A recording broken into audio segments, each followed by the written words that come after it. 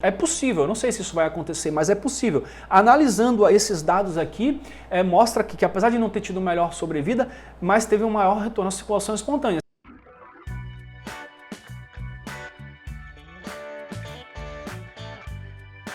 Turma, Dr. Leonardo Clement aqui, e neste vídeo nós vamos falar sobre as atualizações da American Heart Association 2018. A American Heart, desde 2015, decidiu que as atualizações dos protocolos de ressuscitação cardiopulmonar, tanto no suporte básico quanto no suporte avançado de vida, não iam mais acontecer de 5 em 5 anos como acontecia antigamente. Antigamente, em 2005, 2010, 2015, tiveram atualizações de protocolos, só que desde 2015 isso está sendo uma coisa mais frequente.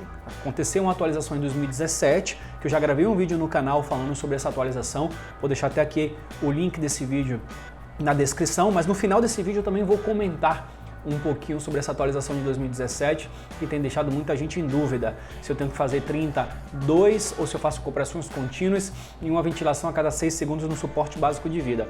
Eu volto aqui no final para comentar sobre isso, mas o objetivo desse vídeo agora vai ser falar sobre a American Heart Association, as atualizações publicadas agora em 2018 e discutir um pouquinho o que foram essas atualizações, quais são as repercussões delas, como interpretar isso aí. Bom, nós vamos começar falando aqui de justamente como acontece esse processo, só essa revisão. Isso aqui eu já mostrei para vocês aqui no início, que o processo é contínuo, de avaliação de evidências, ao invés de fazer de 5 em 5 anos.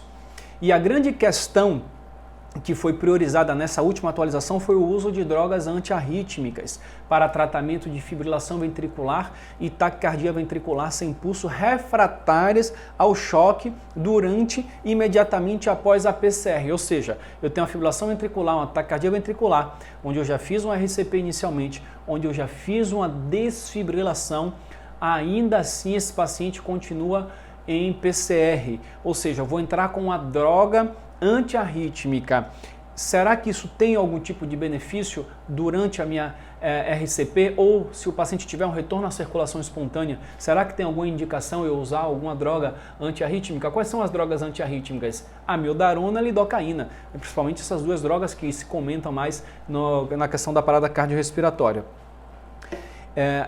Foram analisadas a revisão de todas as publicações identificadas até 15 de agosto de 2017 para elaborar essa atualização. Eu vou trazer aqui um estudo grande que foi publicado em 2016 no New England Journal of Medicine, que eu acredito que tem impactado bastante as recomendações que foram publicadas agora em 2017. Em 2018, melhor dizendo. Bom, o que é que guiou essa revisão publicada em 2018? Foi uma pergunta. A pergunta é: em adultos e crianças, em qualquer cenário, tanto hospitalar quanto extra-hospitalar, com PCR em ritmo chocável, FV ou TV, em qualquer momento durante a RCP ou imediatamente após o retorno à circulação espontânea, há evidências do que administrar de forma intravenosa ou intraóssea um fármaco antiarrítmico durante a RCP ou imediatamente após a RCE, no intervalo de 1 hora, afeta os desfechos, há benefícios? Então essa pergunta que está descrita lá na atualização, mas resumidamente ele quer saber se utilizar um fármaco antiarrítmico e qual fármaco antiarrítmico, se utilizá-lo durante ou após a PCR, vai trazer algum benefício em relação a desfechos. Quais são os desfechos que interessam aqui? Sobrevivência até a alta hospitalar com bons resultados neurológicos, esse seria o melhor desfecho possível. Depois, sobrevivência até a alta hospitalar e, por fim, ressuscitação, no caso, retorno à circulação espontânea, foi classificado como um resultado importante. Então é um desfecho, retorno à circulação espontânea. Não quer dizer que o paciente que voltou de uma PCR, voltou a ter pulso, não quer dizer que ele vai sobreviver, mas é um dado importante a ser analisado. Então, o primeiro tópico que nós vamos analisar aqui é o uso de fármacos antiarrítmicos durante a RCP de PCR por ritmo chocável, FV ou TV, em adultos.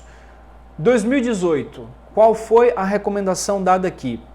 A amiodarona, isso é novo, a amiodarona ou lidocaína Então, vou colocar aqui, ó, amiodarona.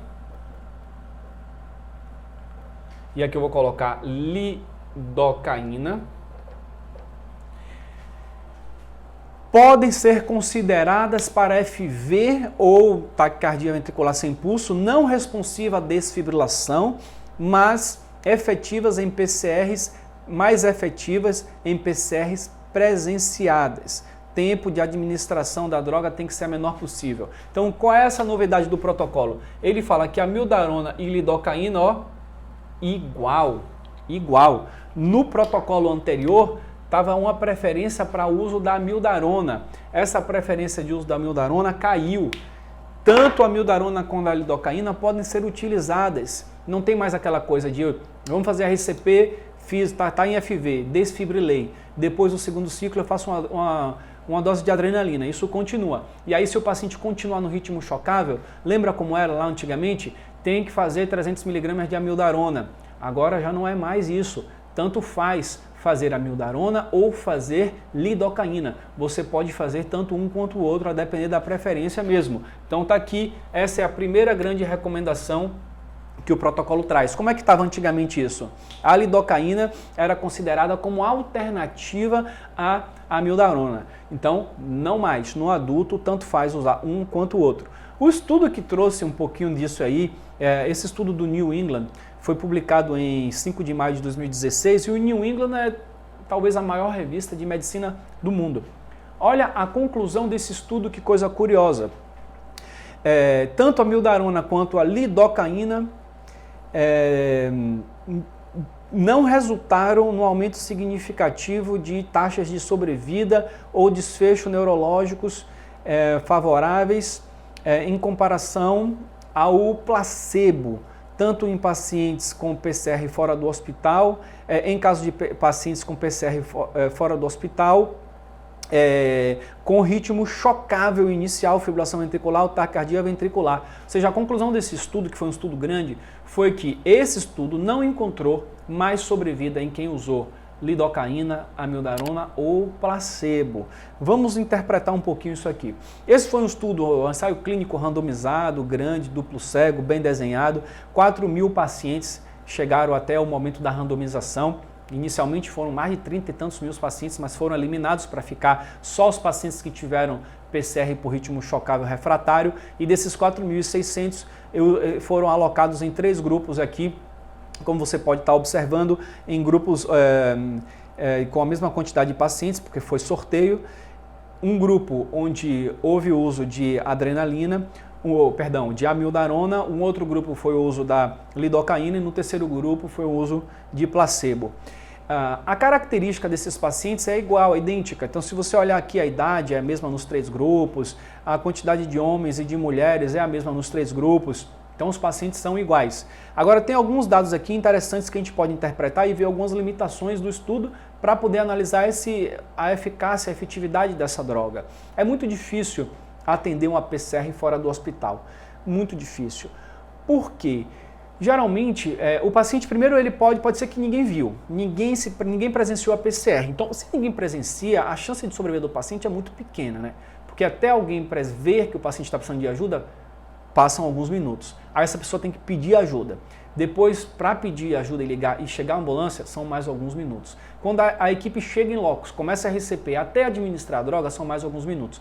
Ou seja, é muito difícil avaliar a eficácia de uma droga verdadeiramente no ambiente pré-hospitalar, porque o tempo até administrar essa droga é muito grande, é muito maior do que o ideal. Mas é a realidade, é assim que funciona e por isso que foi analisado aqui. Olha que coisa interessante. Parada cardíaca presenciada por um profissional de saúde. Em média, 50%. Olha, a metade... Aqui não, 6%. 5% em média foi presenciada por um profissional de saúde. Agora, presenciada por leigos, mais de 60%. 65% presenciada por leigos. Isso é um dado interessante. A maioria das PCRs acontecem quando estão fora do hospital, em casa, no local de trabalho e em praças públicas, é onde as pessoas andam. E nesses locais nós tivemos aí 65%, 70% das PCRs presenciadas por alguém. Então isso é um dado que já ajuda bastante na sobrevida. Quantos por cento fizeram RCP nesses pacientes? 60%. Ou seja, olha o nível de qualificação e de educação dessa população, onde foi feito esse estudo. É um estudo feito em um país de primeiro mundo. Ou seja, quase todo mundo que presenciou a PCR começou a fazer RCP. Isso é algo que no Brasil nós estamos ainda muito distantes. Quem trabalha no SAMU, eu trabalho no SAMU há 5 anos, são raros, é uma minoria os casos de PCR que a gente chega e tem alguém fazendo RCP. Já está acontecendo cada vez mais. E são justamente nesses casos que o paciente tem uma chance maior de sobrevida. Aqui no estudo, 60%, isso é um número realmente maravilhoso. Agora, olha só, o tempo para a partir da primeira chamada, tá, até a primeira chegada do serviço de emergência, o serviço móvel. 6 minutos ali em média para chegar. Então, tempo-resposta excelente. Quantas vezes chegou em menos de 4 minutos? Né? Desses todos que chegaram, quantos chegaram em menos de 4 minutos? Cerca de 20% dos disparos chegaram antes de 4 minutos. Excelente, tempo-resposta maravilhoso, que a gente não alcança na maioria das vezes nas metrópoles brasileiras.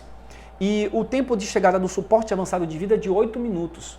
Incrível, né? É um sistema de atendimento pré-hospitalar muito efetivo. Para isso eu tenho que ter várias ambulâncias espalhadas na cidade, tenho que ter um sistema de regulação que dispare muito rápido, um sistema de disparo automático, tem que ter uma equipe lá na base que está pronta para sair na base em menos de 1 minuto, 2 minutos, tem que ser um tempo-resposta muito rápido e tem que estar próximo do local da ocorrência, não ter trânsito, etc. Então todas essas variáveis que eu mencionei aqui são momentos locais onde nós podemos perder tempo e dificultar ainda mais a sobrevida do paciente. Então observe que aqui nesse estudo nós tivemos praticamente 70% das PCRs aqui, dessas que foram selecionadas, tá? Dessas que foram selecionadas, 70% presenciadas, que é um dado muito grande, e um tempo-resposta de 6 minutos para chegada de unidade de suporte básico, 8 minutos para a chegada do suporte avançado.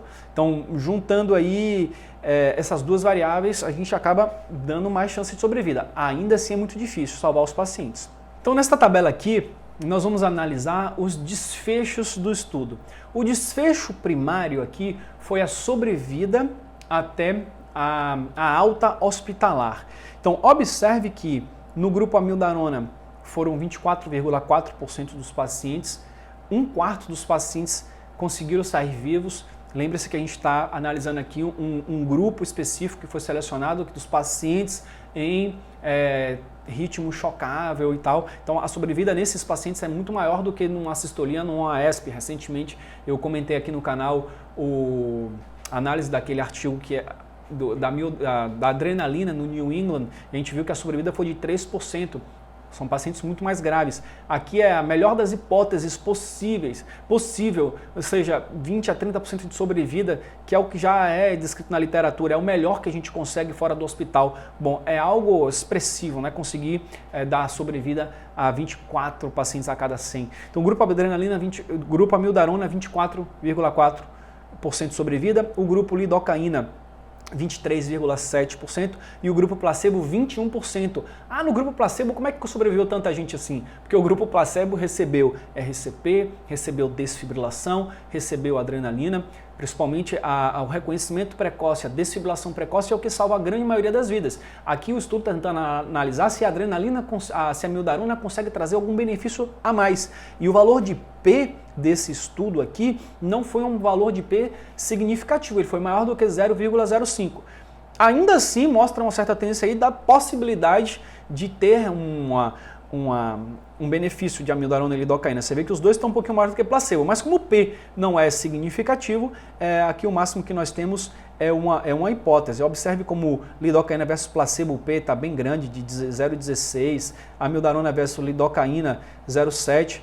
Então, a amiodarona versus placebo 0,08 foi o melhor P que nós obtivemos aqui, mostrando que pode ser que haja esse benefício na sobrevida, mas não dá para bater o martelo, por isso que na conclusão o estudo diz o quê? Não tem, como não foi comprovado.